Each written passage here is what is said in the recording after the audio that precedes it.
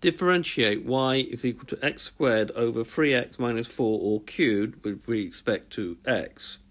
So in this example, we'll use the quotient rule, because here we have a quotient which says if y is u over v, where u and v are functions of x, is what we have here, then dy by dx is v du by dx minus u dv by dx over v squared. Now you don't have to remember this, but it is actually worth taking time to learn a bit of formulas, particularly if you go on to university.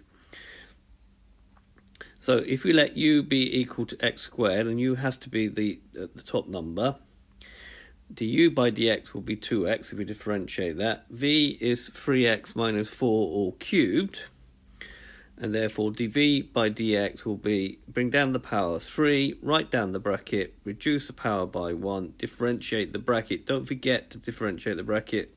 So that gives you 9 3x minus 4 all squared.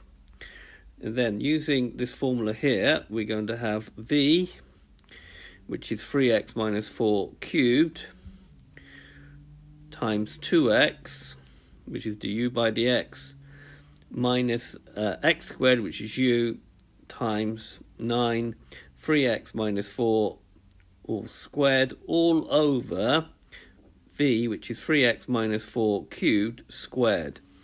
Take time to put things into brackets. Okay, so just got what v du by dx minus u dv by dx over v squared. Okay, just writing that out again. Okay, so now we're going to factorize again. So we're looking for common factors. We've got an x and an x squared, so it'll be a common factor of an x. We've got a 3x minus 4 cubed and a 3x minus 4 squared, so we can take out 3x minus 4 squared. What are we left with? Well, we're left with a 2, and we're left with 3x minus 4.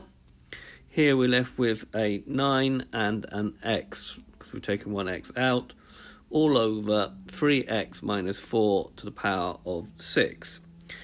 Now, obviously, these will now cancel, so you hear this will become power 4, and this will cancel out all together. So we have x, then expanding, we're going to have 6x minus 8 minus 9x over 3x minus 4 to the power of 4. And then just tidying up, we're going to have a minus x, 8 plus 3x. Let's explain why that happens. You can have 6x minus 9x, which is going to give minus 3x, and minus 8. So taking the minus sign out and replacing with a plus, and that will be over 3x minus 4 to the power of 4, and that is the final answer. So this has been a video to show you how to use the quotient rule. You don't have to know the formula for A level, but it would be useful if you try to remember some formulae. I hope you've understood, and I thank you very much for watching.